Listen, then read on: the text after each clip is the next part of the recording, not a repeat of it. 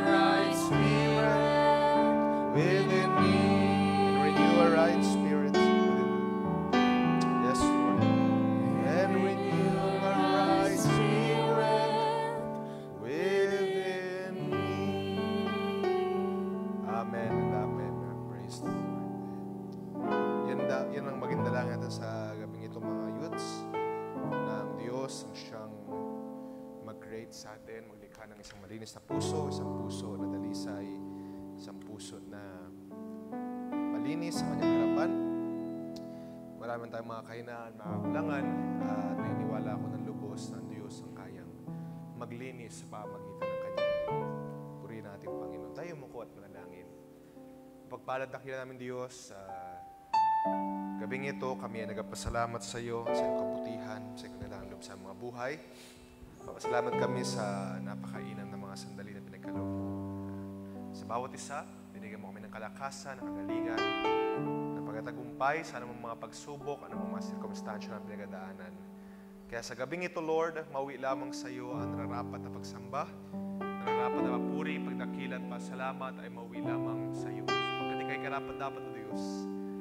Napatunayan namin sa mga panahon nagdaan, panahon lumipas, ang kabutihan sa mga buhay ng gandang loob. Kaya o Diyos, sa gabing ito, wala kami iba nais gawin, kundi pasalamatan ka, luwalhatiin ka, purihan ka sa iyong dakilang mga gawa sa aming mga buhay. Panginoon, may balik lamang sa iyong papuri, pagdakila pa, salamat. Dahil sa gabing ito, ikaw ang Diyos na gumagawa patuloy sa aming mga buhay. Bayaan, Lord, sa pagpapasimula namin magbasa ng mga salita, ang aking dalangin, ikaw ang siyang gumawa, ikaw ang kumilos, Lord, ikaw ang mag-take control. Patulad ng aming inawit, linis yung mga puso, likha mo kami isang puso na tapat, isang puso na dalisay, isang puso na sa iyo lamang magmamahal. At sa gabing ito, Lord, bayang ikaw lamang siyang mag-take control sa aming mga salitang bubuksan. Ikaw maggabay sa amin, mag-lead sa amin, maintindihan namin, maunawaan namin ang kalooban sa aming mga buhay. Sa pamamagitan ng mga salitang ito, Lord, magbigay ka ng encouragement, magbigay ka ng kalakasan sa bawat mga kabataan na nandito na ikinig ngayon sa gabing ito. Pagpalain mong bawat isa at ang mga wala dito, Lord, ikaw rin ang mag-bless, ikaw rin ang magpalakas. Panginoon, wala po akong magagawa, ikaw lamang siya may magagawa. Kaya Lord, patubayan mo kami, pangunahan mo kami sa bawat mga bahagi ng aming pag-uusapan sa gabing ito. May balik lamang sa iyo lahat ng Diyos, papuri, pagdakila at pasalamat sa pangit na pangalan ng Panginoong Kristo, Jesus. Amen and amen. Praise the Lord. Maaari natin napakan natin, Panginoon. Puri natin, Panginoon. At tayo magbasa ng mga sulatan habang tayo ay nakatayo.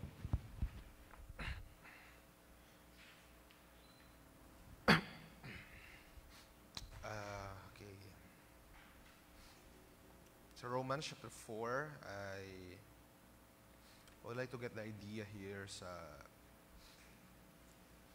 verse 18 hanggang verse 25. Okay.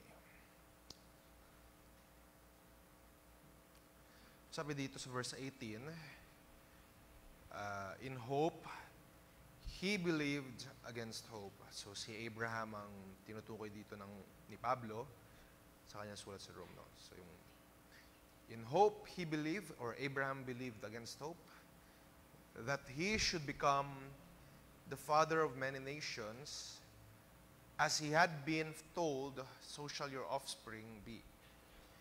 He did not weaken in faith when he considered his own body, which was as good as dead, since he was about 100 years old, or when he considered the barrenness of Sarah's womb.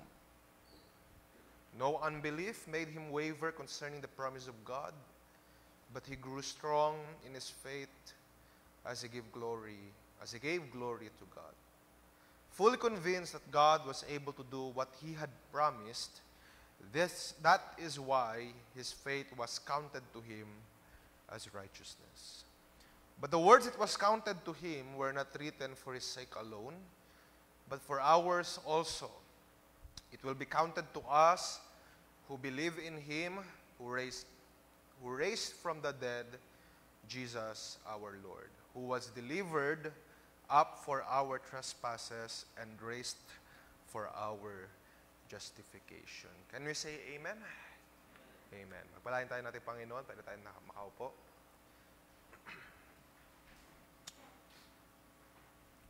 Okay, good evening sa lahat. At salamat sa biyaya ng Diyos na tayo ay once again magkatipon-tipon sa kanyang mga salita.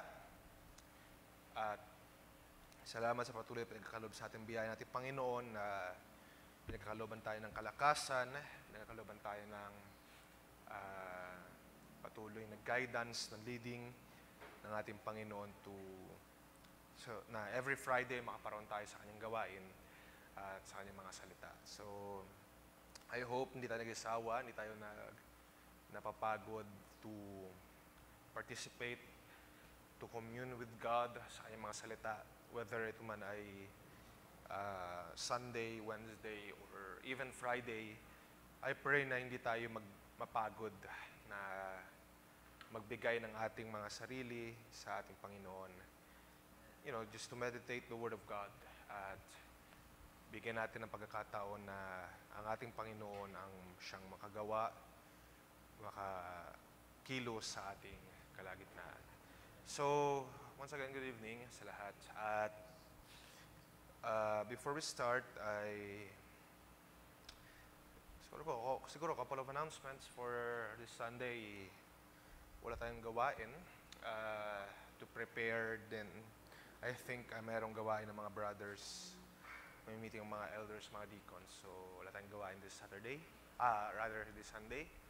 At isama sa prayer ang ilang mga preparations na gagawin natin for our youth anniversary din. So, excited na ba kayo? Nagagalak ba kayo na magkaroon tayo ng youth anniversary?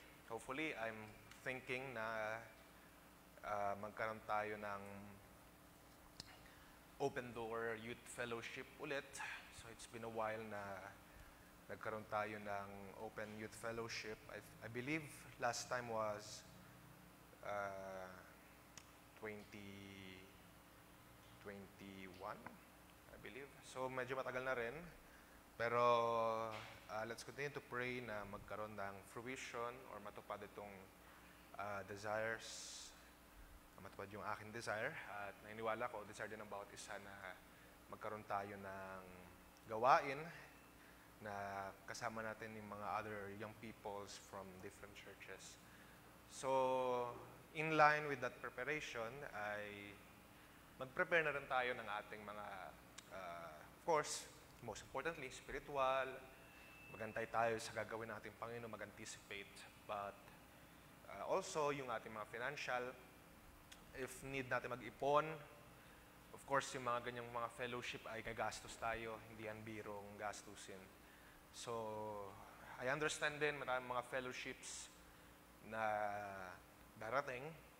By the way, bago ko makalimutan, kung aaten kayo sa mga fellowship na dadaan, it's either sa Masbate or sa Cebu or sa Kabadbaran, please inform me para ako na rin magsabi kay Pastor dahil especially sa mga pupunta ng Masbate or Kabadbaran, rather Cebu, ay needed ng bilang ng mga makakapunta. Okay, so please inform me na lang. And like I was saying, mag-prepare tayo para sa ating youth anniversary. So, yan lahat ng mga sarili at mag-pray tayo sa ating Panginoon na ang Diyos ang siyang gumawa, kumilos sa ating kalagitnaan. Okay? So, be excited. Mag-anticipate tayo, magantay tayo sa gagawin ng ating Panginoon. Okay? So, also, let's include natin sama sa prayer si Sister Ella, which I believe undergoing sa kanyang mga laboratories na dahil sa ilang mga findings na hindi maganda, pero gayon pa man ay naniniwala ako ng lubos na ang Diyos ang siyang healer, ang Diyos ang siyang manggagamot, at ang Diyos ang siyang provider sa lahat ng mga bagay na ating pangailangan. Alam niyo mga youths, yung mga laboratories ay apart sa magbibigay ng takot sa iyo, sa emotional, sa mental, naranasan ko rin na, based sa recent health scare ko nung last year, hindi rin biro yung expenses na gagamitin sa laboratories. And like I've said, yung mental toll, yung emotional toll, kapag merong mga findings na hindi maganda, based on experience, yung mga findings na hindi para bang nakakatakot. In a sense, bagaman we believe, bilang mga Kristyano, hindi tayo takot sa kamatayan, pero bilang nasa laman, in some way or the other, may pagkakaba na feeling sa mga laboratories, sa mga findings na hindi maganda. That is why, let's include her in our prayers mamaya, at also sa bawat isa na nangailangan ng kalakasan, kagalingan. Naniniwala ako ang Diyos na manggagamot ay hindi magpapabaya sa ating mga pangailangan. Okay? So, huwag tayong magsawa manalangin para sa bawat isa. Whether kung ikaw man or kung sino man ang dumaan sa ganitong mga trials, it is tough, it is hard. Hindi naman lahat ng Kristiyano, whether kung kahit na ba ako or baguhan or sino pa man, yung mga ganong mga circumstances kapag dumating sa ating buhay, sometimes it is tough. At papahirapan tayo nito hindi lang sa spiritual, kundi sa emotional, physical, resources, material. So that is why kinakailangan natin mag-pray for one another. Importante yung sabi sa Banal na Sulatan na magkaroon tayo na encouraging one another with His words. Sabi din sa Banal na Sulatan, di ba? Tayo mag-encourage one another through the words na napakainam sa salita natin, Panginoon. Okay, so let's continue to pray for her and for one another at ang Diyos ang siyang magpala sa ating mga buhay sa bawat isa sa gabing ito. So, salamat sa biyaya ng Diyos. Pagkaman, I have mentioned last Friday na there's already a topic prepared last Friday na gusto ko sana mapuntahan natin about worship. Pero for the meantime, or for this Friday, ay nadama ko magbasa-basa tayo at magbuklat or magkaroon tayo ng meditation about faith. Dahil last Sunday, I'm glad na naging success, of course, yung mga sisters sa kanilang fellowship. I am glad to hear din ng mga good feedback sa mga ganung fellowship. At I pray, or let's continue to pray na maging successful yung ganung mga fellowship for you sisters. At yung mga ganung mga pagkakataon na huwag nating ma-miss, huwag nating masayang. Kasi I was thinking na, or pinadama sa akin ng Diyos kasi sa mga ganitong mga pagkakataon ay marahil hindi ko siya madaanan, especially yung mga topics na nagko-concern sa atin, yung para bang nagre-relate tayo, hindi ko madaanan siya hindi ko man siya madaanan in preaching form or sa ganitong mga pag-uusap. Pero I pray mga ganong mga sessions, especially yung ating mga sisters, yung sisters fellowship, madaanan ko ilang mga topics that really concern us, and as well as yung mga topic na, or kung may questions kayo, pwede natin madaanan. So again, katulad ng sinabi ko last time ay maglagay tayo ng questions sa mga sisters, maglagay tayo ng questions dun sa link na pinrovide ni Sister Hani. At kung meron kayong katanungan, kung meron kayong mga bagay na laman ng inyong mga puso, ay ilagay natin doon para ma-discuss natin, mapag-usapan. Pwede naman siyang anonymous. So yung form na yun ay pwedeng anonymous, pwedeng hindi. Okay? So, and also, I would like to thank the Lord dahil yung discipleship ng mga kalalakihan was, ay maganda yung naging outcome. At yun yung, ganun ko na-envision yung mga discipleship moving forward. It's more of a usapan ng mga salita ng Diyos at para ma-engage tayo, ma-engage ang bawat isa na magpasa, ma-engage magtanong, ma-engage maging curious sa salita ng ating Panginoon. Dahil lahat naman tayo ay estudyante sa salita ng ating Diyos. That is why we need to stay curious. We need to, katulad ng sabi ni Pablo, di ba, sa Philippians, lahat ay inari niyang kalugihan just to know Christ. At kinakailangan din natin ng bawat isa, or ang aking dalangin, na madama natin yung ganong pakiramdam. Hindi lang mga brothers, kundi sa ating mga sisters. Magkaroon tayo ng ganong desire, ng motivation na as much as we can, aari natin kalugihan lahat para lang makilala si Kristo. At kapag sinabing kilala, hindi yung I know He is Lord, I know He is Jesus, or alam natin yung Godhead, or alam natin yung Yahweh, whatever, etc. So hindi lamang ganon, but rather, ang salitang pagkakilala, it's on a deeper meaning, it's a relationship meaning, kung paano tayo nai-inspire to worship, to praise God. At in a sense, sa ating pinag-uusapan last Friday, no, kung bakit tayo nagpupuri sa ating Panginoon, ano ba mga reasons, ano ba dahilan? That is because we know God, we know Him. Kilala natin siya, kaya tayo sumasamba sa Espiritu at katotohanan. So marahil mapuntahan natin yan next Friday. Pero for now, I want us to talk about faith. At kung bibigyan natin ng title, kung nag-take note kayo, ay maganda yan, mag-take notes din tayo kung kaya natin. Pero ang working title natin pag-uusapan sa gabing ito is about strong faith. Strong faith and God's intervention. Pag-usapan natin yung strong faith and God's intervention. Last time na nag-usap kami dun sa about faith, napuntahan namin yung mga brothers, napuntahan namin yung sabi sa Matthew na maraming mga account sa Matthew na naalala niyo yun, yung storya dun sa dagat. Nung nandun si Jesus na natulog kasama ng mga disciples, ay ginising nila si Jesus dahil sobrang kabado yung mga disciples sa lakas ng bagyo, sa lakas ng ulan. Ginising nila si Jesus. At ang pagkagising ni Jesus, sinaway niya yung mga disciples. Sabi doon, kayo na mga maliliit ang pananampalataya, O ye of little faith. Parang gusto sabihin ni Jesus doon, nandito ako kasama ninyo, pero bakit kayo natakot? Bakit kayo nag-aalinlangan? At sa madaling salita, pinitigil ni Jesus yung bagyo at sila nakalayag ng maayos. Okay.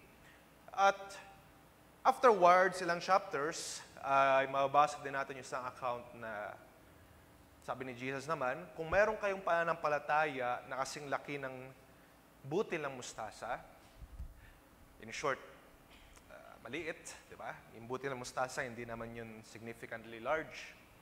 Hindi tulad to ng mangga, no? Hindi tulad ng kuha ng mga butil na malalaki. So yung, sabi doon ni Jesus, kung meron lamang kayo kasing laki ng isang butil ng mustasa na pananampalataya, ay kayo ay, sabi doon, makakapagpalipat ng puno, makakapagpalipat ng bundok, makakapaglipat ng kung anong mga bagay. At iniwan ko yung mga tanong sa mga brothers na ano ba ang or contradicting ba ito? Kasi sabi ni Jesus, sinaway niya yung little faith. Tapos, other chapters would say na kung meron lamang enough faith, nakatulad ng kasilaki ng butil ng mustasa.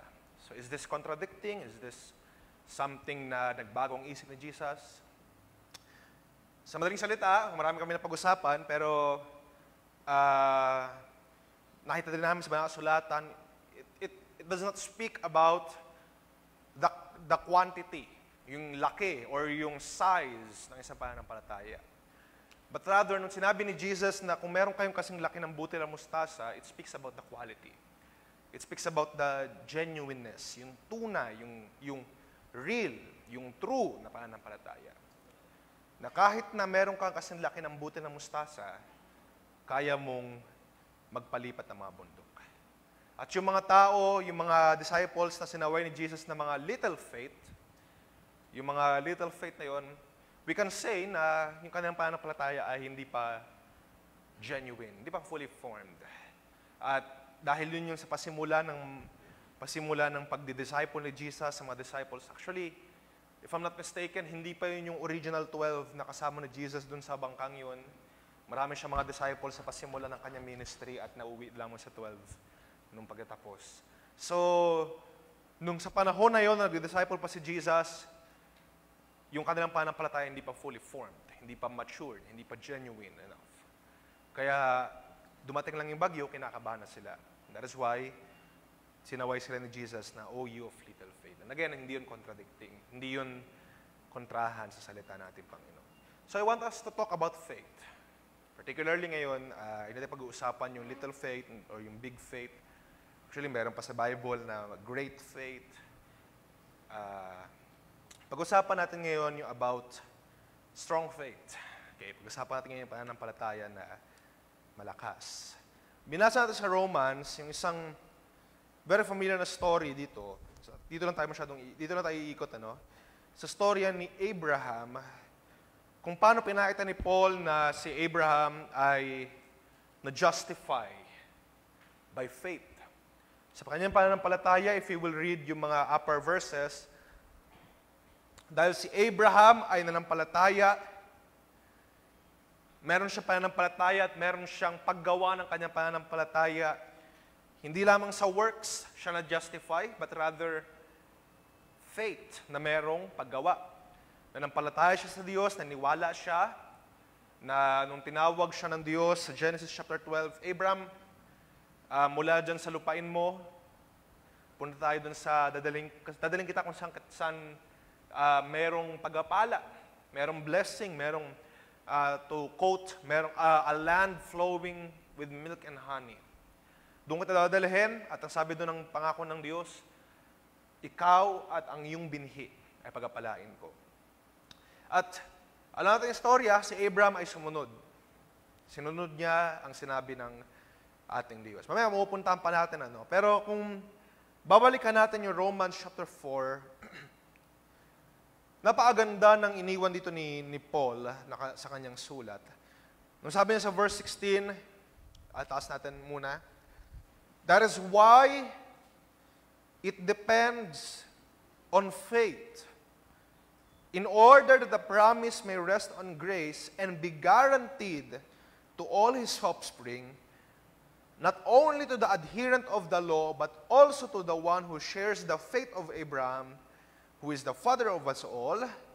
As it is written, I have made you the father of many nations, in the presence of the God in whom he believed, who gives life to the dead and calls into existence the things that do not exist. So kung babasahin natin yung line of thought ng pagkakasulat ni Pablo dito, dinidescribe niya kung paano ba natanggap ni Abraham yung pangako. May pinangako ang Diyos kay Abraham at sa madaling salita, tinanggap niya ito. Natanggap ni Abraham yung pangako ng Diyos. However, hindi natanggap ni Abraham yung pangako sa pamamagitan ng batas. Dahil sa panahon ng Abraham, wala pa yung law. Wala pa yung Mosaic law, yung law of Moses, yung Ten Commandments, yung Decalogue, yung mga utos ng Diyos, wala pa yon. But rather, pinapakita ni Paul na ang pangako ay tinanggap at naging realidad kay Abraham sa pamamagitan ng pananampalataya. And what's interesting ay hindi lamang si Abraham yung tumanggap ng pangako. Kung may pinangako ang Diyos kay Abraham na mga pagpapala, na mga blessings, na mga riches, hindi lamang si Abraham ang tumanggap nun. Hindi lamang siya yung naka-receive or yung primarily nakatanggap ng pananampalataya. Although nakita natin, ang kanyang buhay, pinagpala siya ng Diyos. But, sabi rin dito ni Paul, kundi pati tayo na kaparehas sa pananampalataya ni Abraham. That means, yung pananampalataya na meron ka ay pananampalataya na parehas kay Abraham, and that is why you will also receive the promise of God. Kaya tayo ngayon nagsasabi na we are sons and daughters of Abraham. Ito ay sa pamamagitan ng pananampalataya. Simula pagkabata natin ay inintroduce tayo sa kaisipan ng pananampalataya. No? Actually, hindi lang naman yan exclusive sa Christianity. Hindi lang exclusive ang faith ay hindi exclusive sa mga Kristiyano. Merong faith din ang mga Muslims. May faith din ang ilang mga religions. Even sa panahon ng mga Mayans or Aztec, may pananampalataya sila in some shape or form. Di ba? Ang pananampalataya kasi ay, kung i-define natin sa Hebrews chapter 11, di ba, sa verse 1, ang sabi doon, faith is the substance of things hoped for. Ang faith ay ito yung para bang sa madaling salita, ito yung assurance, ito yung katiyakan natin.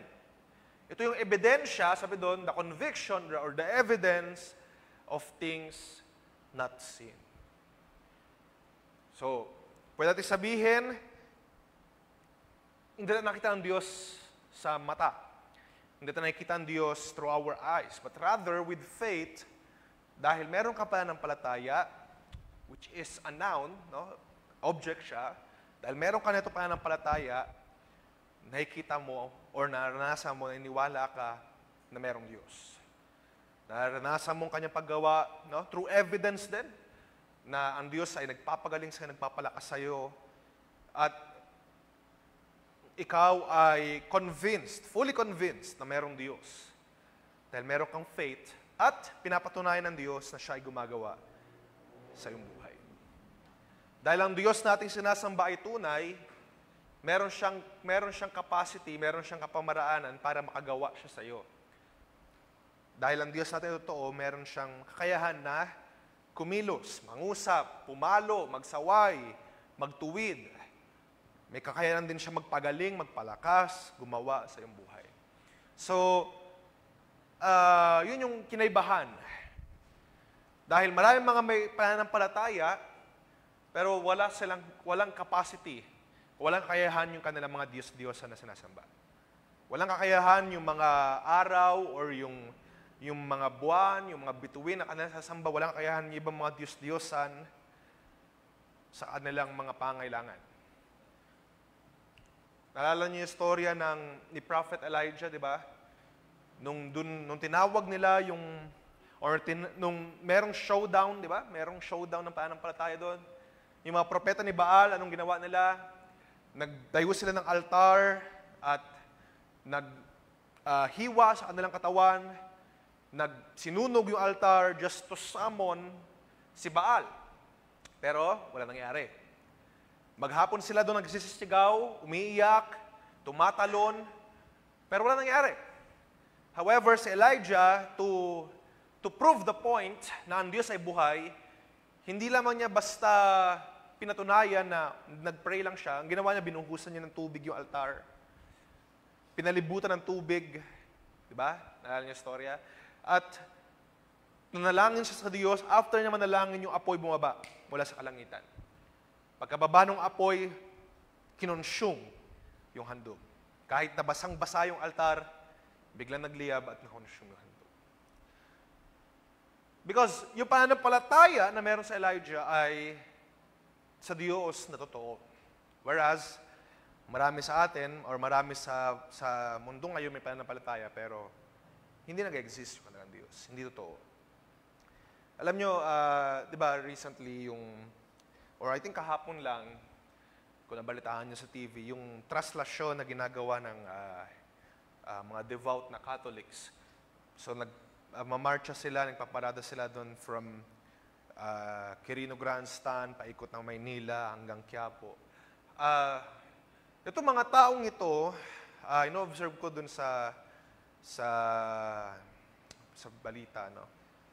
Itong mga taong ito, we can say that they have faith. May pananampalataya sila. I do believe na hindi nila gagawin yung mga bagay na kanilang ginagawa kung wala silang pananampalataya. Diba? Kung hindi sila naniniwala, hindi sila sumasampalataya, although alam natin ang katotohanan na tayo in-instruct ng Diyos, naroon ng Diyos na, hindi tayo sasamba sa mga Diyos-Diyosan, sa mga inanyo ang larawan. But rather, if we will observe, no, hindi natin sila kukutsain, di ba? Hindi natin sila kakatawanan. Pero, pag titignan natin, meron sila pananampalataya. Hindi nila gagawin yung pagsampa doon sa, nakikita ko doon, binabalita pa doon sa balita.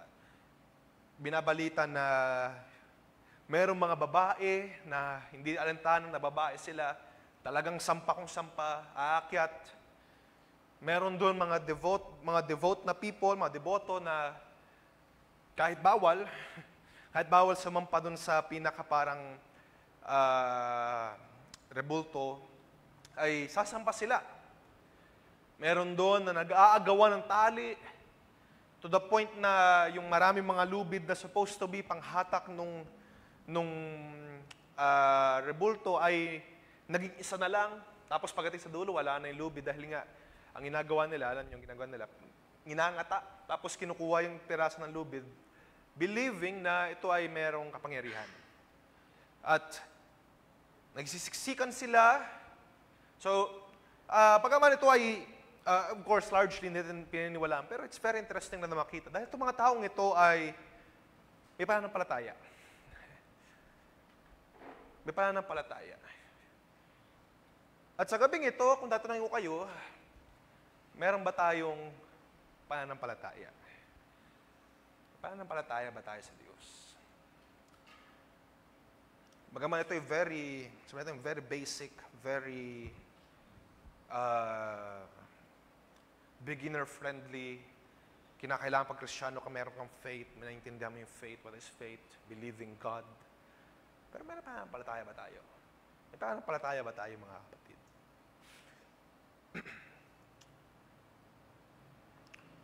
Alam nyo, to speak more about faith, yung faith, actually, hindi lang naman yan sa mga religion or sa mga paniniwala na religious activity or spiritual activity.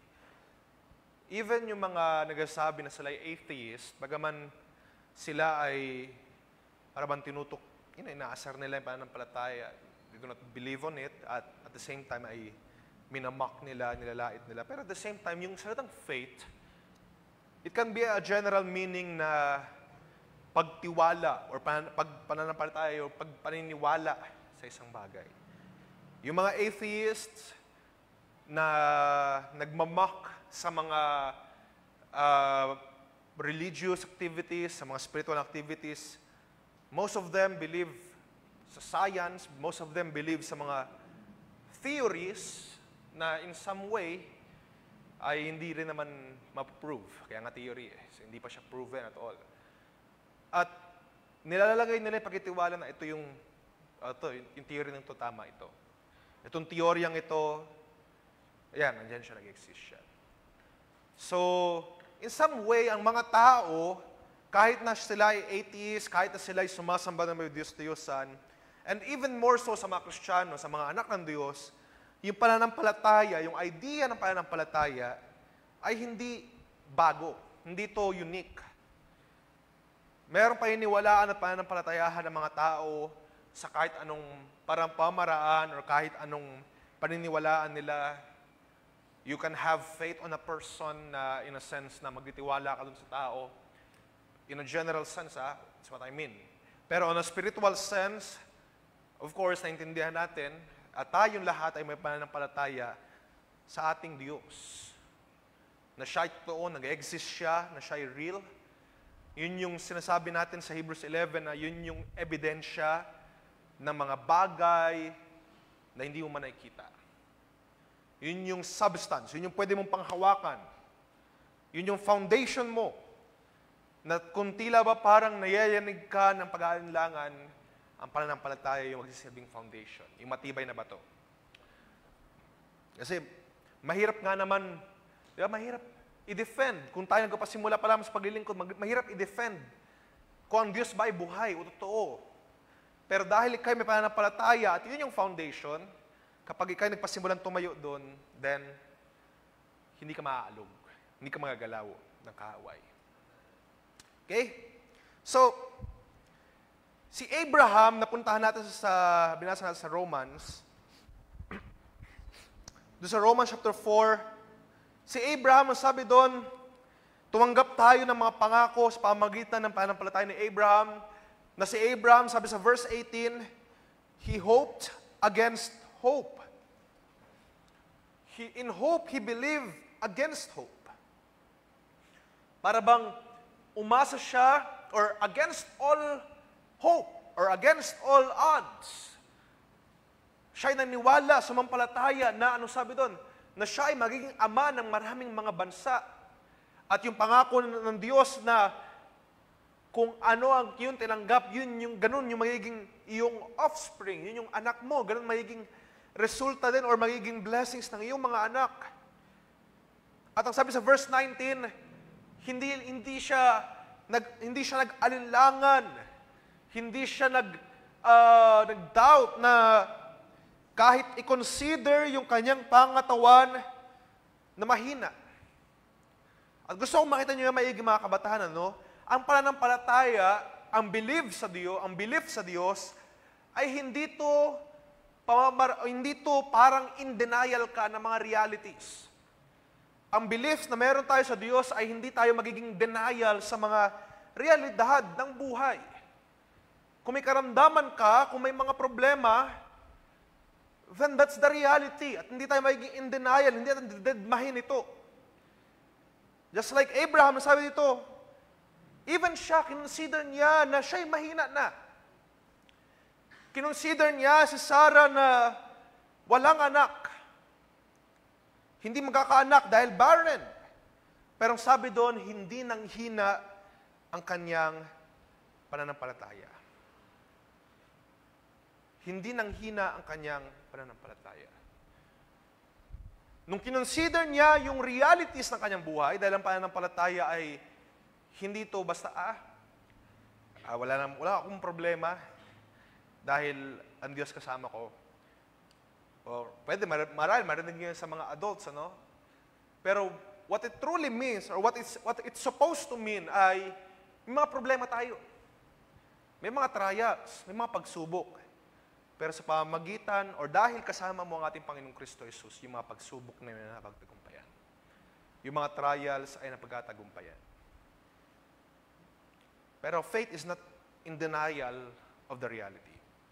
Kung may karamdaman ka ngayon, then, umamin ka. Kung may mga panlalamig ka, yun din naman ang gusto ng ating Panginoon. Come to Him. Lahat ng mga napapagod at nabibigat ang lubha. At you need to claim that, na ikaw ay napapagod, Lord, napapagod ako, Lord, nabibigatan akong lubha. At ikaw'y makakaparoon sa Kanya. Okay? So, faith is not in denial, but rather, it is actually grasping the reality. Yung reality na may problema, pero ang reality din na ang Diyos ay may kayang gawin sa lahat ng mga problema na meron ka. Reality na meron kang karamdaman, pero reality rin na ang Diyos na kayang sumulusyon sa lahat ng iyong mga karamdaman. Kayang magpagaling. Reality na meron kang panlalamig, pero ang Diyos na reality din na ang Diyos ay may kayang gawin sa iyong panlalamig. That is faith. Okay? Just like Abraham, nung consider niya ang kanyang sarili, ang kanyang katawan, mahina na siya. Si Sarah, hindi siya nakakapagbuntis. And yet, sa pamamagitan ng pananampalataya na meron siya, hindi siya nang hina. Hindi siya nang hina sa pananampalataya. Alam natin yung story ni Abraham, hindi ko nababasahin, pero if you would read Genesis 12, 13, 14, 15, and so on. Nung tinawag siya mula sa lupain ng kanyang mga magulang, tinawag lang siya ng Diyos, come out of that, dadalhin kita sa isang lugar, at habang sa kanya paglalakbay, pinag-station sa isang lugar ng Diyos, no? At nagkaroon ng famine, naggutom. Kala ko ba, Lord, dadalhin mo ako sa lugar na pagpapala? Pero meron taggutom doon sa lugar niya, kaya nangyari, sa Genesis chapter 12, bumaba sila ng Egypt. At doon sa Egypt, dahil syempre, merong threat na papatayin si Abraham, anong nangyari? Sinabi niya kay Sarah, kapag ka sinabi nila na kung anong relationship natin, sasabihin ko magkapatid tayo. Para kung sakaling patayin nila ako, maliligtas ka. Parang ganun yung reasoning niya. So, bumaba sila ng Egypt. Alam niyo ba doon sa Egypt, maganda rin mabasa doon.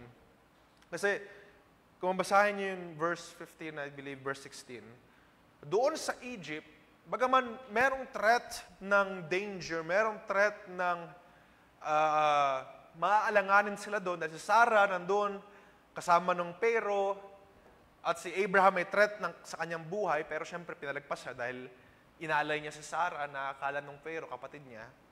Pero sa verse 16, kung mabasahin niyo sa chapter 12, doon na-receive ni Abraham yung mga pagpapala. Naka-receive si Abraham doon dahil binigay niya si Sarah, parang inaalay niya si Sarah doon sa paraon.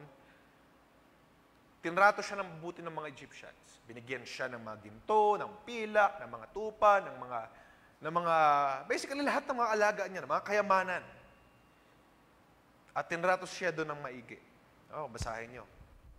Imagine niyo, sa pamamagitan ng even though na kahit parang danger o alanganin ang pagkakalagay doon sa Egypt, gumawa pa rin ng Diyos. At sa madaling salita, nalaman ni Pharaoh na mag-asawa pala sila dahil sa isang panaginip na binigay ng Diyos.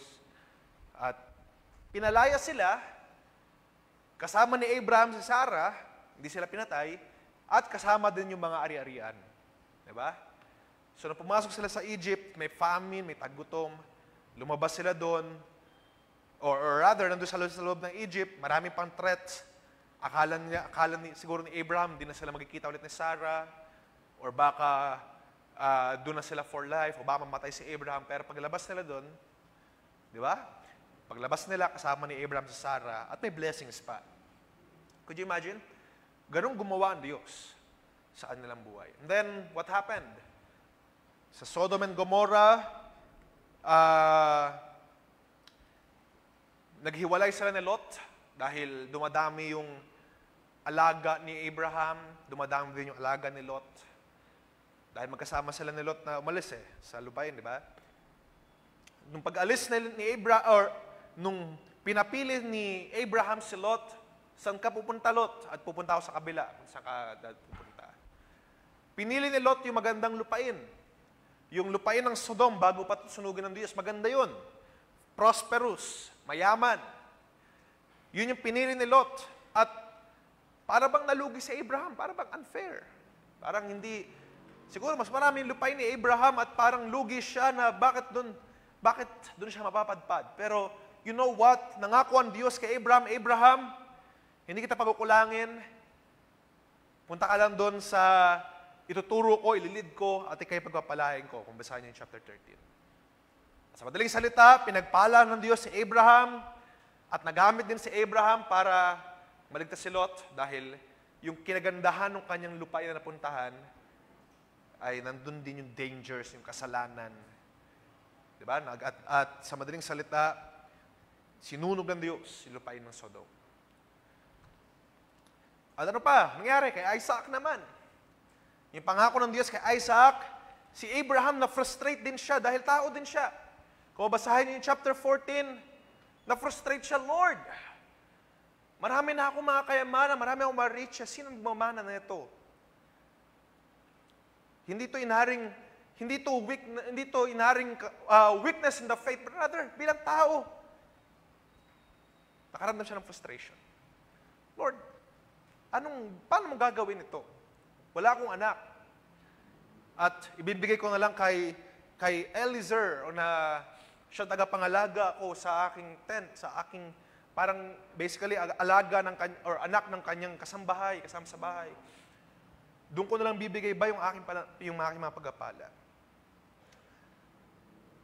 Pero nakita natin, sabi sa verse 18 ng Romans, he hoped against hope. Kahit na tila ba mahirap, kahit na tila ba imposible na mangyari, siya'y umasa laban sa pag-asa. At kapag sinabi yung hope dito sa verse 18, hindi lang siya yung parang wish na sana na gano'n, na pag-asa. Kundi, it speaks about expectation.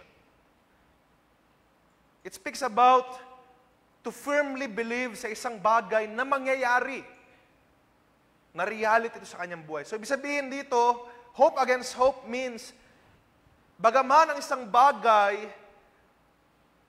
ay hindi talaga mangyayari, or ang isang bagay para bang based on reality, based on expectation, ay parang hindi mangyayari, and yet, umasa pa rin siya sa Diyos. Nag-expect pa rin siya sa Diyos na merong gagawin ng Diyos contrary sa reality. At ang Diyos, tutuparin niya ang kanyang pangako. At ganoon ang nangyari, di ba? Yung reality, si Abraham ay matanda na. Ang reality, si Sarah ay baog, barren. Pero siya ay nag-expect beyond doon sa mga realities ng buhay. Nag-expect siya, nanampalataya siya higit doon sa, or kontra doon sa mga realities. He expected beyond expectation at nangyari ang kalooban ng Diyos. Whether you like it or not, kahit na gaano kahirap or kahit gaano ka-imposible, out of Sarah's womb, nangyari ang kalooban ng Diyos. Nilabas si Isaac. Nakita niyo mga kabataan? So, Alam ni Abraham ang reality, and yet, umasa pa rin siya laban sa pag-asa. Siya ay nagtiwala, nag-expect na gagawin ito ng Diyos, hindi siya nagbabago sa kanyang mga pangako. At ginawa nga ito ng Diyos. Sabi sa verse 19, hindi siya nanghina, hindi siya naging weak in faith when he considered his own body. Sabi ko nga, ang faith, it's not about ignoring the truth. It's not about ignoring the facts. But rather believing yung mga facts, believing yung reality. Pero, higit sa lahat, ang paniniwala natin sa reality na tunay ang Diyos sa ating mga buhay. It may seem impossible na mangyari, katulad ng story ni Abraham. No? At dahil doon, mawawalan tayo ng confidence, mawawalan tayo ng pagtitiwala, kapag lalo imposible, kapag lalo mahirap. At para bang based on expectation, ganun ang mangyayari. No? Based on expectation, ito yung magiging outcome. Kaya para bang nangihina tayo magtiwala. Iniisip natin, ito kasi yung mga nangyayari, kaya wala nang pag-asa. Wala nang pag-asa sa family, wala nang pag-asa sa mga mahal ko sa buhay, wala nang pag-asa sa kagalingan. Based sa ating mga nakikita. We have expectations based sa reality. Pero ang pananampalataya ni Abraham, kahit na ganun yung mga realities, hindi siya naniwala na totoo yun. Hindi siya sa hindi naniwala na baog si Sarah. Hindi siya sa hindi naniwala na matanda na siya. He considered it. And yet, sabi doon, nagtiwala siya sa Diyos. Nag-expect siya beyond expectations. Nanampalataya siya beyond. Dahil kung gaano katotoo yung mga problema, mas higit na totoo ang Diyos na kanyang sinasampalatayanan. Kung gaano katotoo yung mga pagsubok, mas higit na totoo ang Diyos na ating sinasampalatayanan. So God, kung tila ba imposible, with God, nothing is impossible. Matthew chapter 19, verse 26. With men, it is impossible. But with God, all things are possible. At sa panahon na yun, na tila ba parang imposible, napakahirap, yung intervention ng Diyos ay gagawa. Mag-i-intervene ang Diyos. Kumbaga, ibig sabihin intervene, para bang, medyo negative kasing connotation na ito, no? Pero parang mangingialam, gagawa siya. Yung reality ay ito. Mahirap yan, imposible yan, hindi yan kaya. Sumuko ka na dahil futile yan, walang kabuluhan. Pero ang Diyos ay mag-i-intervene. Gagawa siya beyond that reality. Sabi sa mga sulatan, Isaiah, yung kaisipan mo ay hindi katulad ng kaisipan ng Diyos. Yung kaisipan ng Diyos, yung mga landas na ginagawa ng Diyos, His ways are not your ways. So ang Diyos ay mag-intervene. Yung reality na supposed to be na mangyayari, papangyalaman ng Diyos. Gagawa siya at ikilos siya na yung isang bagay na tila ba imposible, kaya niyang gawing posible. Just like what He did nung si Lazarus na kanyang matalik na kaibigan ay namatay. Dahil ang purpose doon ay para maluwalhati ang Diyos, what He did, na isang bagay na imposible ay naging posible. Si Lazarus ay bumangon out from the tomb. Mula sa tomb ng kamatayan. You see that? That's how God works sa ating mga buhay. When it seems impossible, when it seems difficult, God will intervene para yung bagay na imposible ay maging posible. Babalik tayo kay Abraham. Di ba, lumabas si Isaac, yung bagay na imposible, ay naging posible. And then afterwards, nung lumalaki si Isaac, God demanded kay Abraham na ialay mo sa akin si Isaac. Pero dahil si Abraham ay napatunayan na niya, kilala niya kung sino ang Diyos, he followed God. He obeyed God. Kahit sabi natin bilang tatay, bilang dugo, kasi kung ano naman nararamdaman ni Abraham, no, hindi siya robot, kasi kung ano nararamdaman niya, yun din yung mararamdaman natin, kung ano nararamdaman natin, dahil tao rin si Abraham, ganun din yung kanya mararamdaman. I do believe na nung sinabi ng Diyos sa kanya ito na ialay mong yung anak, merong dread, merong takot, may horror bilang magulang. Dahil ito nga lang yung, dito na, nangyari na yung impossible, pero bakit kayo iaalay ulit si Isaac? Pero God intervened. Gumawa ang Diyos na nung on that moment na ipapadanak na ang dugo para ialay sa Isaac, ang Diyos ay gumawa. Ang Diyos ay kumilos. Pinigilan niya ang situation. Stop. At ang Diyos, siya mismo ang naghanda ng iaalay na sacrifice. Nakikita niyo? That's how faith works. Sa pananampalataya na tila ba mahirap, tila ba imposible, and yet, ang Diyos gagawin niyang possible in an instant. Kaya mga kapatid, sabi doon, kung babalikan natin yung Romans, sabi sa verse 19, He did not weaken in faith when He considered His own body, which was as good as dead, or when He considered the barrenness of Sarah's womb.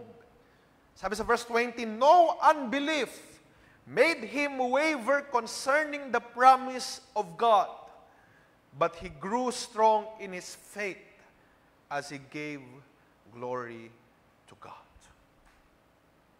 Paano tayo magkakaroon ng strong faith? Isang matibay na pananampalataya. Babasahin natin yung 1 Peter chapter 1.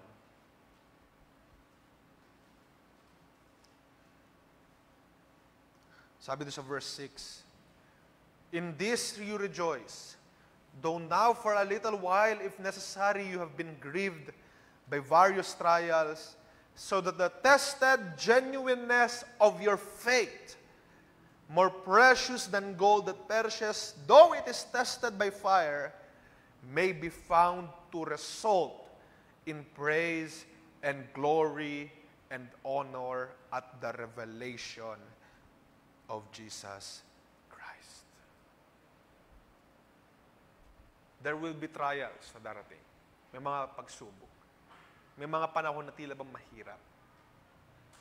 At ang pananampalataya, hindi ito mag-grow, hindi ito magiging strong kung wala yung mga ganong mga pagsubok na magte-test ng reality, in genuineness ng ating pananampalataya. Hindi mapatunayang totoo ang isang ginto kung hindi ito susunugin, hindi ito test properly. At ang pure na ginto ay hindi ito lalabas hanggat hindi ito dumaan to trial with fire. Sometimes may mga pagsubok na napakahirap sa ating mga buhay. Pero that's what makes faith strong. Kung ano pa ang palataya ni Abraham, meron ka. Meron tayo.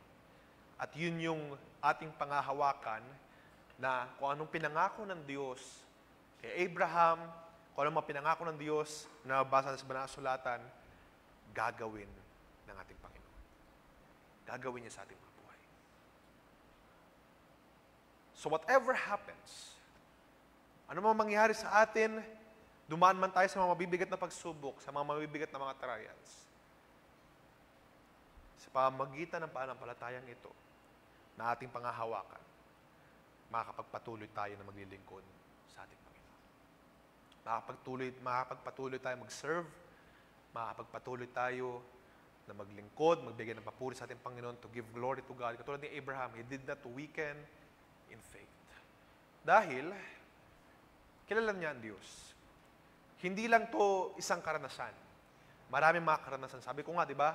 Pinalabas sila ng Diyos, nagka-famine, pumunta sila ng Egypt, kala ni Abraham, mamamatay na sila, maghihiwalay na forever ni Sarah, pero lumabas sila, pinagpala ng Diyos. You see, hindi lang ito nahuhubog sa isang karanasan. Sa mga marami at times, paulit-ulit na mga karanasan, huhubugin tayo ng Diyos para yung pananampalataya natin maging pure na ganito. Pero sa bawat karanasan natin na ating niladaanan, huwag tayong mag-alala. Dahil ang pangako, hindi tayo pababayaan ng ating Panginoon. So, kung babalik tayo sa ating binabasa sa Romans chapter 4, sabi doon, no unbelief, verse 20, made him waver concerning the promise of God. Pero sa pamamagitan ng maraming mga trials, sa pamamagitan ng maraming mga pagsubok, at ano ba yung mga pagsubok na yun? Anong purpose nun? Para after ng pagsubok, lumabas yung genuine na pananampalataya, patunayan ng Diyos na siya ang Diyos na magagamot, siya ang Diyos na nag-supply, siya ang Diyos na nag-solve ng mga problema, at sa pamamagitan ng mga pagsubok, lumalakas, tumitibay ang iyong pananampalataya. Sabi din sa verse 20, he grew strong in his faith habang siya ay nagbibigay ng kaluwalhatian sa Diyos. Sa mga trials na mangyayari sa ating mga buhay, totoo, parang mukha tayong mahina. Diba, punta natin last time, diba, yung glory, about glory. Yung mga trials na yan, magmumukha tayong, it will make us humble. Diba? Magmumukha tayong mahina, magmumukha tayong weak, iiyak tayo, may mga pagsubok na para bang yung dating ikaw na parang malakas, biglang darating na lang na manlalamig, manghihina. Yung ikaw na sumisigaw sa pananampalataya, kapag may mga pagsubok sa iyong buhay, manlalamig. Di ba kapag may mga problema tayo, at times, mapapansin natin yung gawi, yung galaw natin. Di ba? Parang baging tahimik, lalamig. It will remove yung glory sa atin. At kapag natapos yung problema, natapos yung mga trials, mapatunayan natin na ang Diyos lang ang may solusyon, ang Diyos lang ang gumawa sa mga bagay na ito, yung kaluwalhatian na naalis sa atin, mapupunta sa Diyos. At masabi natin, hindi ito sa ganang ating sarili, kundi ito ay sa pamamagitan ng Diyos. Lalo na sa panahong ikay wala nang magagawa. Karamdaman, sa panahon ng mga talagang matitindi mga problema, sa panahon na tila ba imposible, you cannot do anything about the barrenness ng sinapupunan ni Sarah. Hindi naman kayang iatras ni Abraham yung kanyang edad. You cannot do anything about it.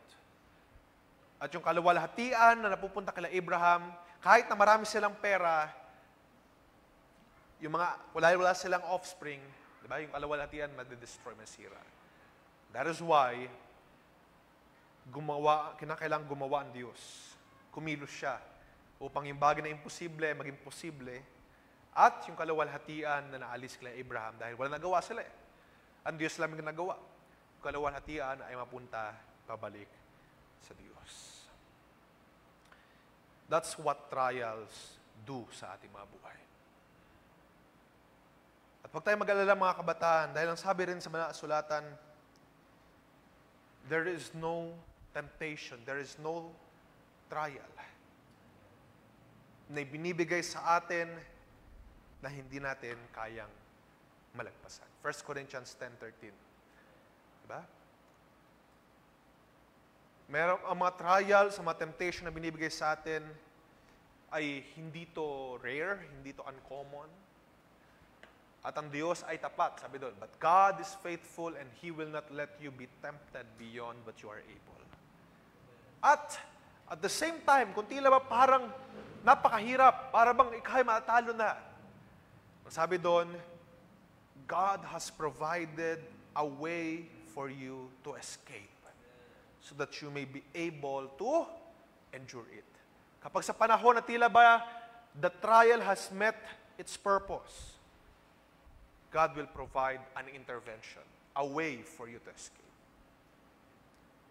Tumanda sila Abraham ng 100 years old. Imagine, nung pinangako ito ng Diyos kila Abraham, he was around 70, I believe. Bata pa. In a relative sense, pwede namang gawin ng Diyos agad yung pangako.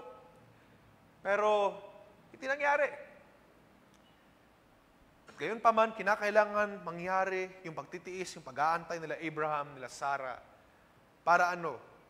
Para yung kaluwalhatian ay mauwi sa Diyos.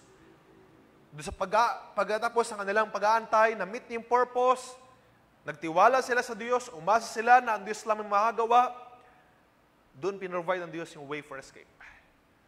Okay, na-meet na yung purpose ng trial, it will be finished. Na-meet na ang purpose ng mga pagsubok, it will be done. Gagawa ang Diyos ngayon. Yung imposible, magiging posible. Yung mga kalungkutan natin sa buong magdamag, gagawin niyang kagalakan in an instant. Kayang gawin niya ng Diyos sa ating mga buhay. That is because with God, nothing is impossible. So nakikita niyo mga kabataan at hopefully sa gabing ito nakita natin na through those trials and testings, tayo nagkakaroon ng stronger faith. Pananampalataya natin na nag-i-increase, lumalago, tumitibay. At huwag kayo mag-alala, yung mga pagtitiis nyo ay hindi sa walang kabuluhan. Yung mga trials ay hindi sa walang kabuluhan. It is a testing, trial of the genuineness of your faith. At kapag the trial has met its purpose, God will intervene. Gagawa na siya, kikilos na siya, upang yung tila ba imposible, tila ba mahirap, ay gagawin ng Diyos na posible. Yung mga mahal niyo sa buhay na dadalangin, tila ba ngayon parang impossible, tila ba mahirap? If the trial, if the waiting has met its purpose, gagawa na ang Diyos, unti-unti. Yung mahal mo sa buhay, nanay mo, yung tatay mo, yung mga kapatid mo, yung mga pinsan mo, whatever, sila ay magpasimulang tumanggap sa Diyos. God will intervene. Yung tila ba imposible, tila ba mahirap, gagawin na niyang posible na, possible na. Yun yung ating mga hawakan, mga kabataan. As I close, I want you to be reminded na katulad ng pananampalataya ni Abraham, binasa sa verse 20, no unbelief made him waver. Alam niyo, napakahirap manampalataya dahil marami tayong mga nakikita nga na reality sa buhay na ito. Sabi ko nga, di ba, ang pananampalataya, it's not about ignoring your realities. Kung may karamdaman ka, kung may mga testing, may mga trials, may mga problema, it's there. It exists. It's real. At ang pananampalataya, it's not supposed to be ignoring that. It's real. It can affect your life, your spiritual life. Kung depressed ka, kung malungkot ka, kung may mga bagay na pinagdadaanan ka, it can and will affect your spiritual life. Pero napakaganda ng pangako ng ating Panginoon. Kung ikaw ay nalulungkot, nabibigyan ng luba, pumaroon ka papunta sa Kanya.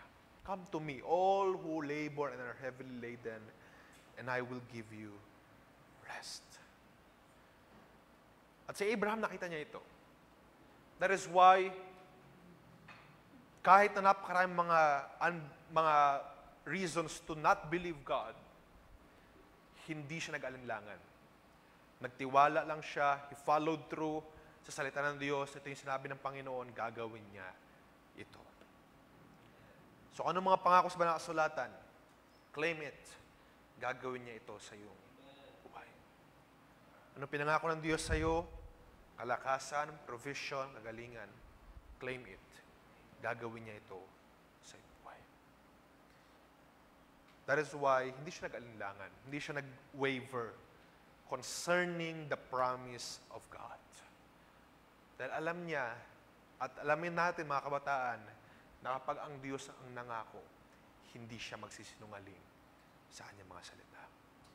Isang account sa banal na kasulatan nagsasabi, hindi babalik sa Kanya, sa Diyos, ang Kanyang mga salitang sinabi na walang nangyari sa pinagpadalhan nito. It means, kung ang nagsabi ang Diyos na ang kagalingan ay Kanyang susugo, hindi ito babalik sa Kanya na walang nangyari sa iyo. Papagalingin ka ng Diyos, papalakasin ka ng Diyos, ipoprovide ng Diyos ang iyong pangangailangan. Whether ito ay imposible man, napakahirap, very difficult, unreal na mga kalagayan, then gagawin ito ng Diyos. Papatunayan niya na ang Diyos sa Kanya ay walang imposible. That is why we can grow stronger in faith. Kahit na may mga trials na dumating sa ating mga buhay, makakapagbigay tayo ng kaluwalhatian sa Diyos. Dahil hindi ito sa ganang ating sarili, kundi ito sa pamamagitan ng Diyos na gumagawa sa atin. At ang sabi sa verse 21, he was fully convinced that God is able to do what He had promised. Again, hindi ito darating na biglaan. Okay, fully convinced. Agad, bigla. Ito ay sa pamamagitan ng mga countless na karanasan, countless na mga pagpapakita ng Diyos, pagpapatunay, pruweba ng Diyos. Again, sabi ko nga, yung mga tao sa translasyon, hindi sila mananampalataya kung walang nangyari. And some way or the other, katulad ng sabi rin sa mga kasulatan, yung ulan ay hindi lamang bubuhos sa mga trigo, kundi sa damo. Perhaps, pinagaling sila with their faith. Perhaps, sila ay tumanggap din ng mga resources. In some way or the other, ang Diyos ang nagpahintulot nun. Kaya yung kanilang pananampalataya in these things ay nag-grow strong. Pero how much more tayo na mga naniniwala sa kasulatan, sa tunay na salita ng Diyos, how much more do we have faith in our God? Meron ba tayong pananampalataya, mga kabataan? Tayo ba ay fully convinced na ang Diyos gagawin niya ang kanyang mga sinabi?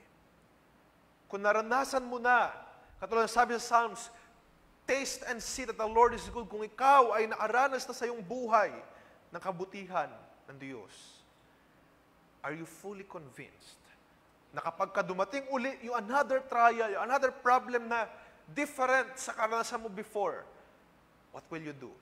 Are you convinced that God is able to do what He has promised? Just like Abraham, ang kanyang pananampalataya ay hindi bigla-biglang dumating na malakas agad.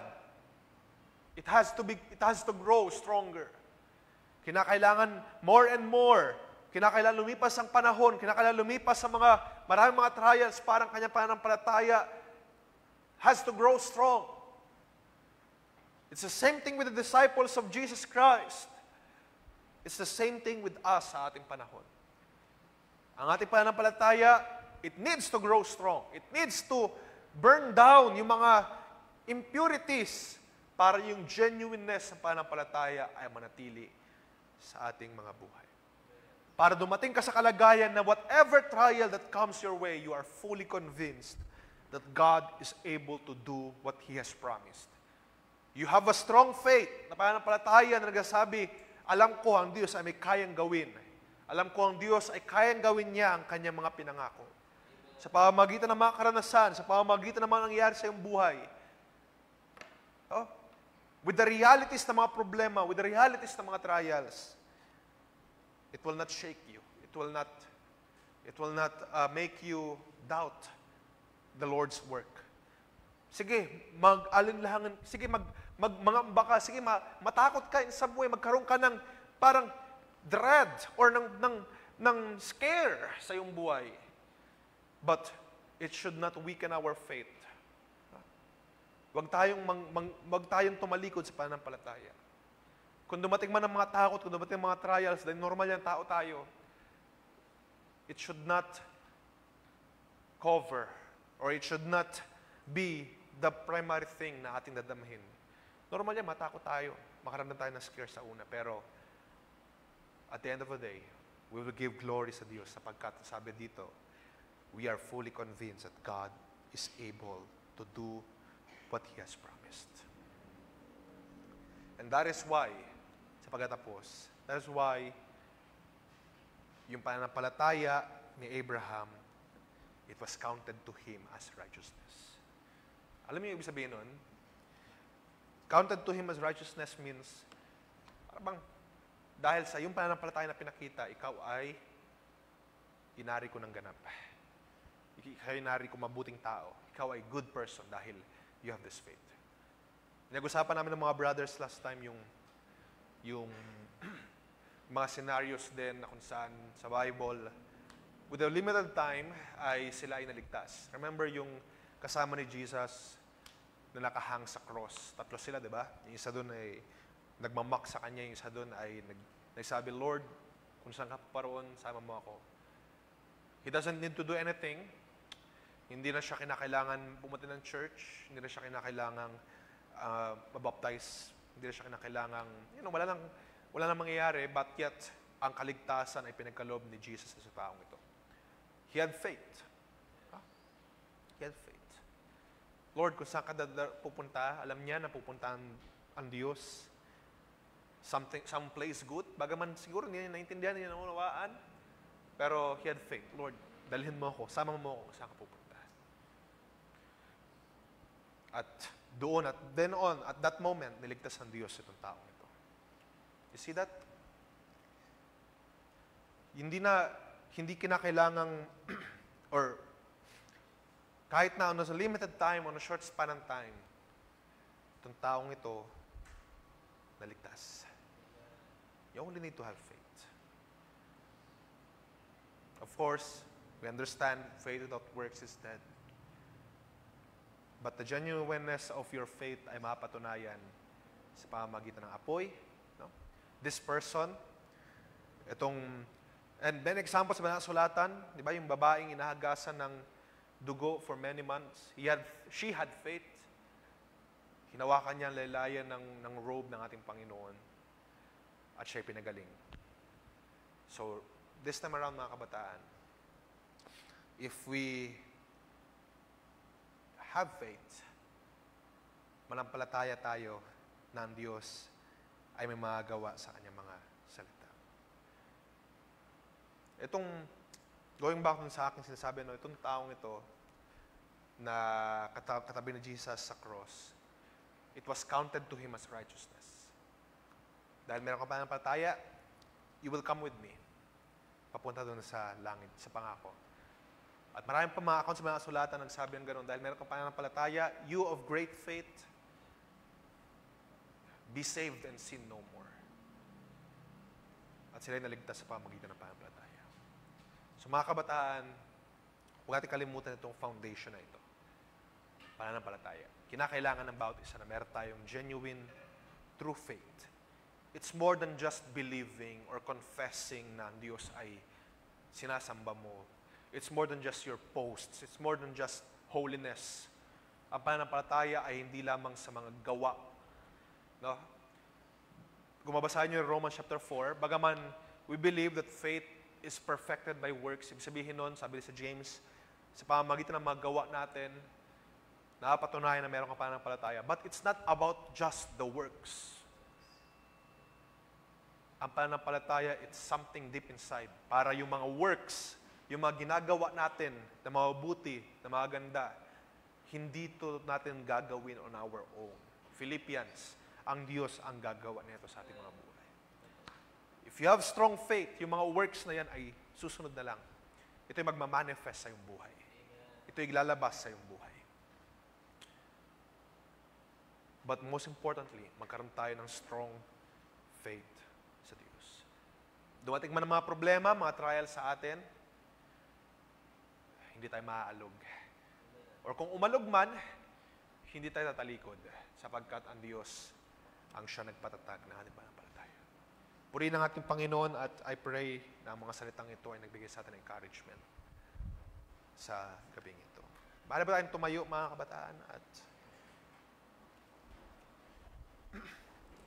tayo yumuko, magpasalamat sa ating Panginoon. Dakila namin Diyos, sa gabing ito nagpasalamat kami sa pananampalataya na binigay mo sa amin na regalo. Nagpasalamat kami sa pamamagitan ng mga pagsubok sa mga buhay. Pinapalago mo kami in faith, pinapatibay mo ang pananampalataya. You make us strong in faith. At sa pamamagitan ng mga pagsubok na ikaw ang Diyos na siyang nag-i-intervene para gumawa, kumilos, yung mga bagay na imposible ay naging posible.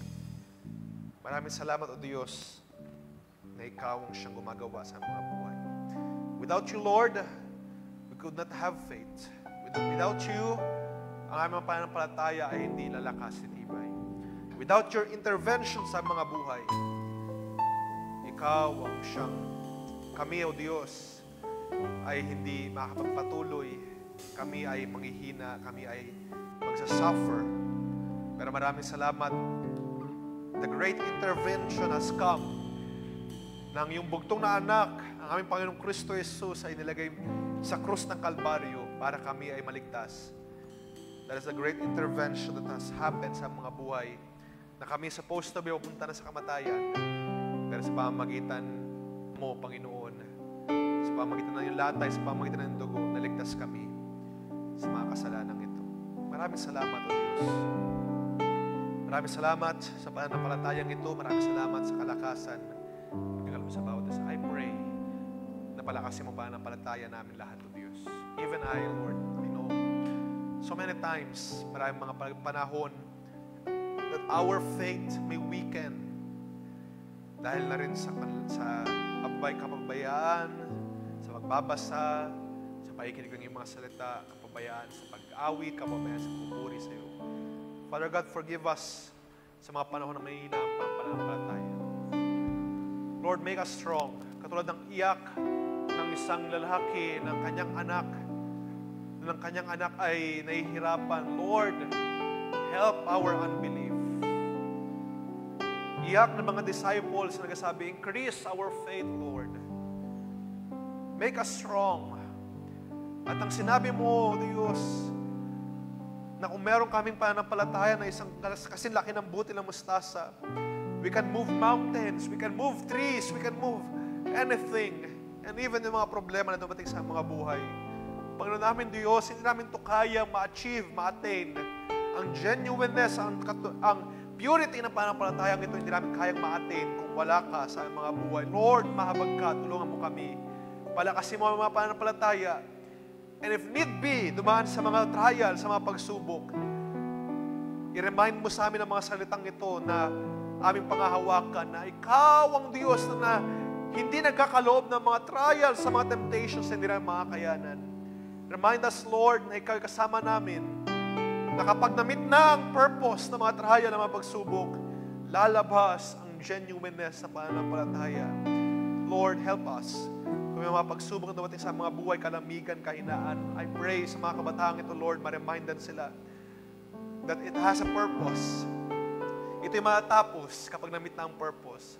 At kung tila ba imposible, tila ba mahirap, you will intervene, gagawa ka, you will provide a way to escape para sa mga kabataan ito, sa bawat isa nag-suffer, sa anong mga pagsubok, anong mga trials. I pray, Lord, palakasin mo ang pananampalataya namin at ikaw ang siyang kumilos sa aming mga buhay. Bayan, Lord, may balik lamang sa iyo ang pagpuri, pagdakila at pasalamat sa tanging mahal na pangalan ng Panginoong Kristo Jesus. Amen and amen. Praise the Lord. Ating palapakan natin, Panginoon. Ating awitin ang awit na nagsasabing, His strength is perfect.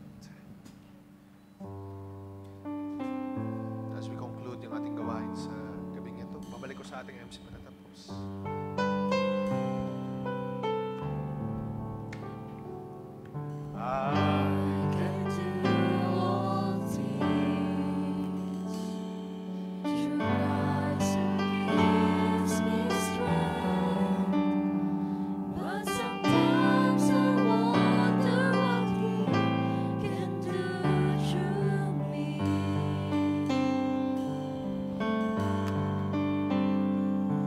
Away.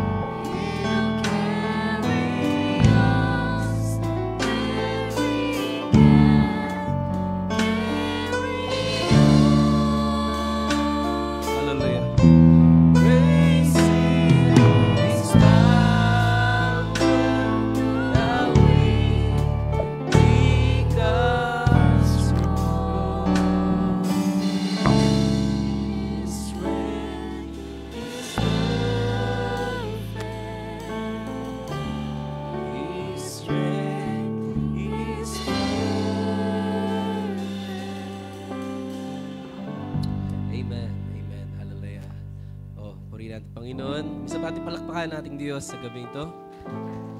Pakainam ng mga salita, hallelujah, paalala sa gabing ito. Na sa pananampalataya, hallelujah, tunay, gaano imposible, kayang gawin ng Diyos na posible. Amen? At kung paano ang paalala, hallelujah, ng Diyos sa buhay ni Abraham, na even sa Abraham, he considered himself na mahina. Ang katawan niya ay mahina na. Even his wife ay alam niyang posible na kung totoo sa mga anak dahil siya ay barren. Hallelujah. Pero hindi napigilan, hallelujah, ang pananampalataya niya sa Diyos. Na alam niya na he is able para gawin pa rin ang kanyang pangako. Hallelujah. Na siya magiging ama ng mga bansa. Hallelujah. Oh, napakainam na pananampalataya. Napakainam na mapaalala sa gabing ito. Hallelujah. Kung paanong sabi sa Hebrews chapter 1, di ba? Na bagamat sa 1 and 2 na ang sanlibutan to ay nalikha ng salita na hindi naman nakikita. At kung paano yung mga bagay na inaasam din natin ay hindi pa natin nakikita. Hallelujah. Pero kayang gawin to ng bagay na hindi natin nakikita. Hallelujah. Salamat sa salita ng Diyos sapagkat tunay doon tayo may buhay na pag-asa. Hallelujah! Na anumang kahinaan din ng katawang to. Hallelujah! Kung paano si Abraham, hallelujah, inadmit niya na may mga kahinaan din. He considered himself na mahina na. Pero kaya ng Diyos gawin gaano man kahina ang katawang to. Hallelujah! Ano ang mga imposible, ano ang mga hadlang, hallelujah, ay kayang gawin ng Diyos na posible.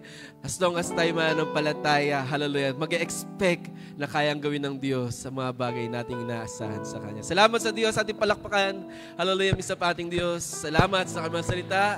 Salamat sa Kanyang paalala. At walang prayer request na pinabot.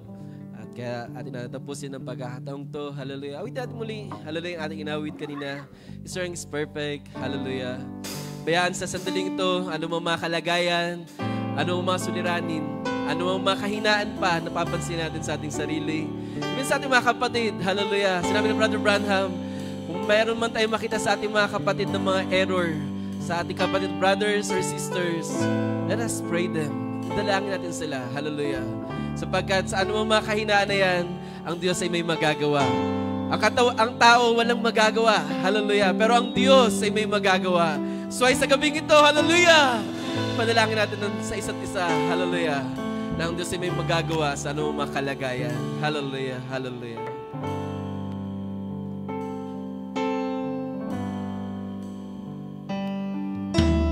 I can do all things through Christ who gives me strength. But sometimes I wonder what He can do through me. Hallelujah. No great success to show. Yes, no glory on our own. Hallelujah.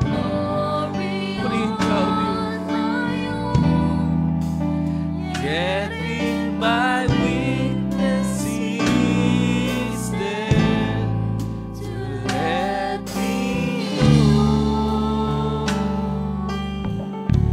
His strength is perfect when our strength is gone. Thank you, Lord. He'll carry us when we can't carry on. Praise His power through me becomes strong. Hallelujah. His strength is perfect. His strength is perfect. Second verse. Hallelujah. We can only know the power that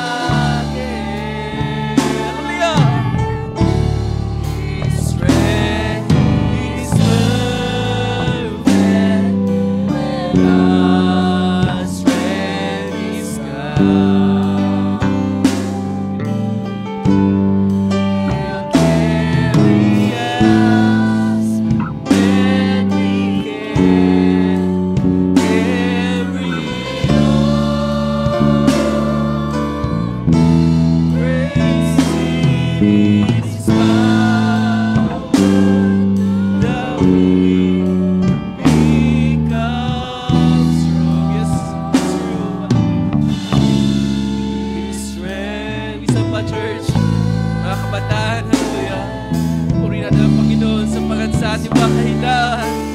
Kahit may kalakasan sa Kanya. Hallelujah.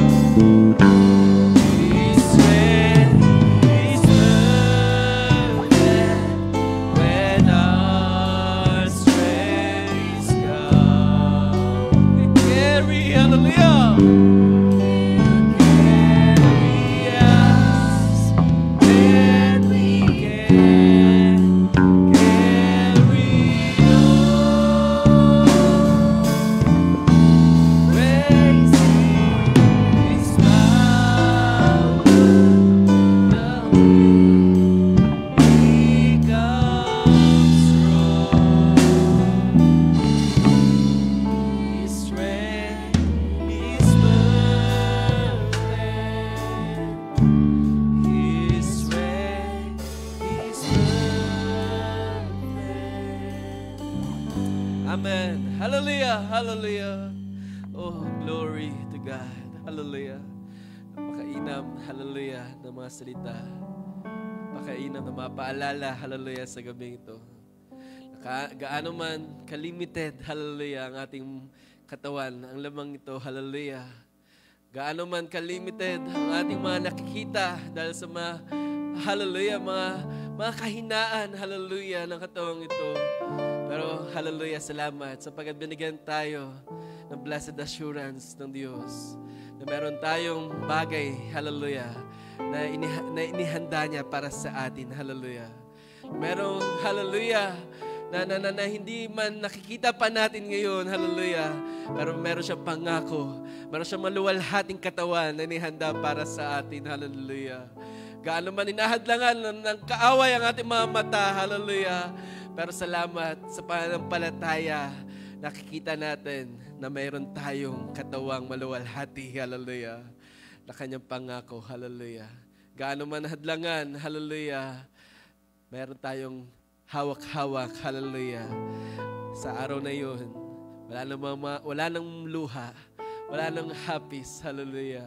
Kundi kagalakan na lamang sa presensya ng ating Diyos. Hallelujah! Hallelujah! O salamat, hallelujah, sa mga salita ng Diyos. Ang salita niya na siyang gumawa din naman ng langit at lupa, hallelujah.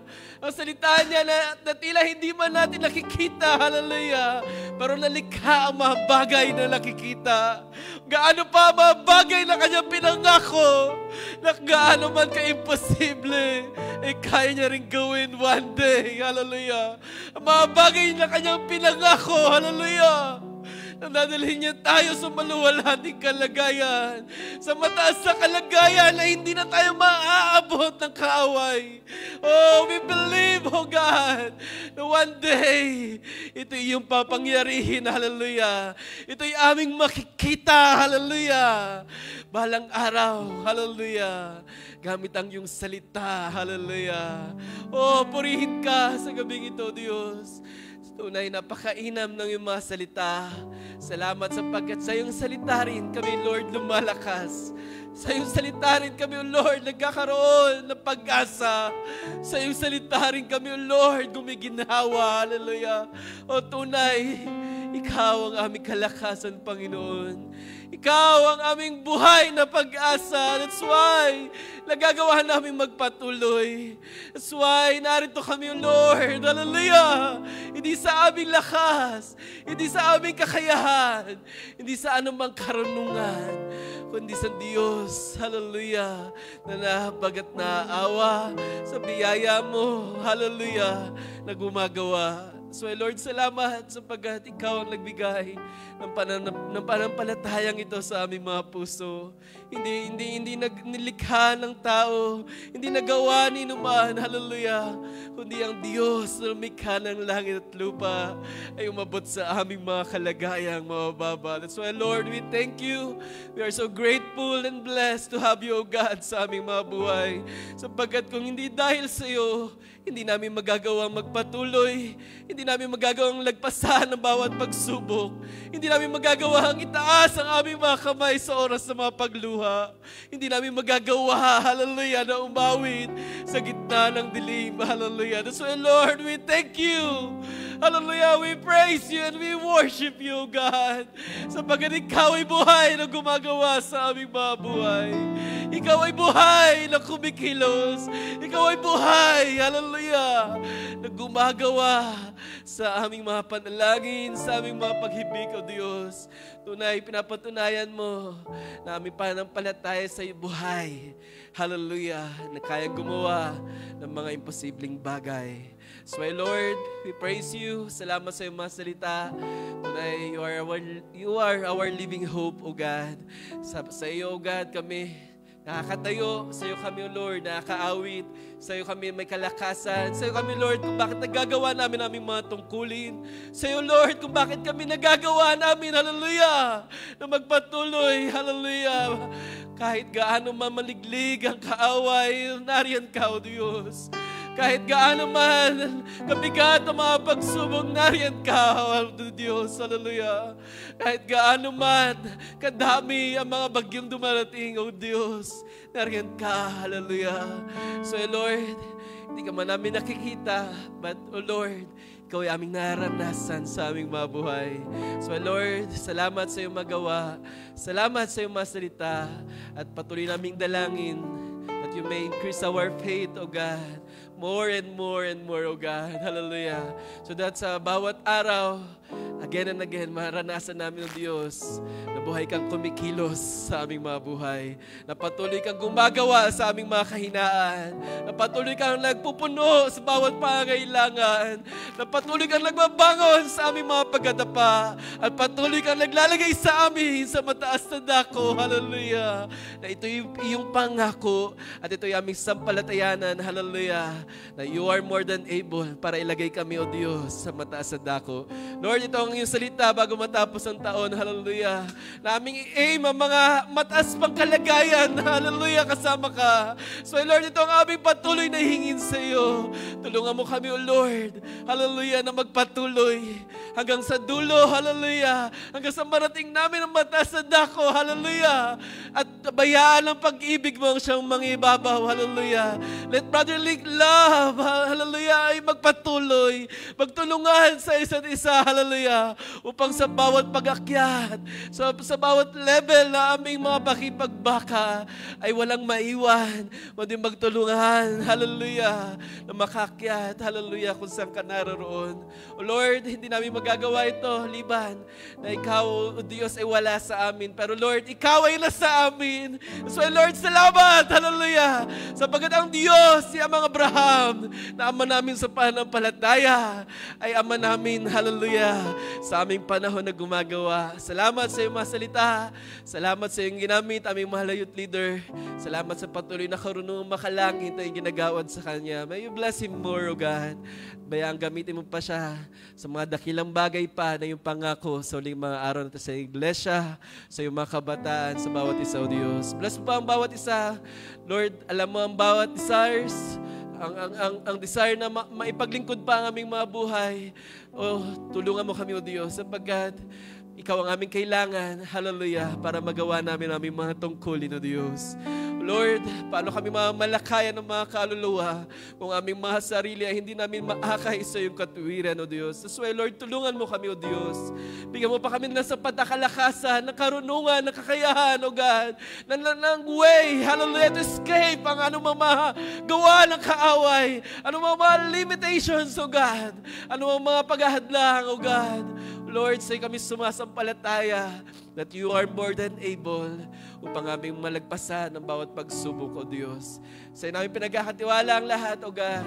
Bagamat wala mga pinabot mga prayer requests, but Lord, alam namin na ikaw ang Diyos na tumutugon sa aming mga dalangin. Ikaw ang gumagawa, ikaw ang nakakalam ng bawat pagluha, ikaw ang nakakalam ng bawat paghibig, O Diyos, ng iyong malingkod. That's why, Lord, ikaw nawang kumatagpo sa bawat pangangailangan, mga kagalingan na may mga karamdaman, O Diyos, ikaw magbigay kagalingan. Sister Ella, sa sino man may mga karamdaman, physical man o spiritual, sa emotional, O Diyos, o ano pa mga pangangailangan, O God, ikaw ang kumatagpo, sapagkat ikaw lamang din, O Diyos, ang siyang aming maasahan sa anumang mga suliranin na aming mga pinagdaanan. That's why, Lord, may you bless, may you heal, May you restore every one of us, O God. At bayaan aming mga buhay ay patuloy pang mailakad kasama ka, O Diyos. Tulungan mo bawat isa. Salamat sa iyong biyaya. Patawad sa aming mga unbelief kung minsan pa, mga kahinaan pa, pagkukulang pa. Tulungan po kami, Lord, na laging magtiwala sa iyo. At bayaang makita namin na sa aming pagtitiwala, buhay kang Diyos na gumagawa. So imawing lahat ng papuri, ang pasalamat, ang pagdakila ay mauwi lamang sa tanging pangalan ng aming Panginoong Kristo Jesus. Amen and amen. Praise God. At palakpakan, hallelujah ating Panginoon. Hallelujah. Let everybody shout, praise the Lord. Praise God. Hallelujah. Tayo ba'y pinagpala ng Diyos sa gabing ito? Amen. Amen. Hallelujah. At tayo dismiss na sa hallelujah. Sa oras ito, tayo mawit ng awit na sabing greatly blessed at tayo magkamayan sa pangalawang ulit.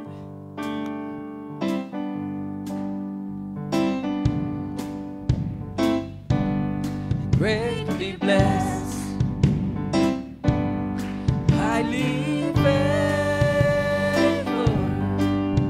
imperfect, but forgiven child of God. Yes, amen.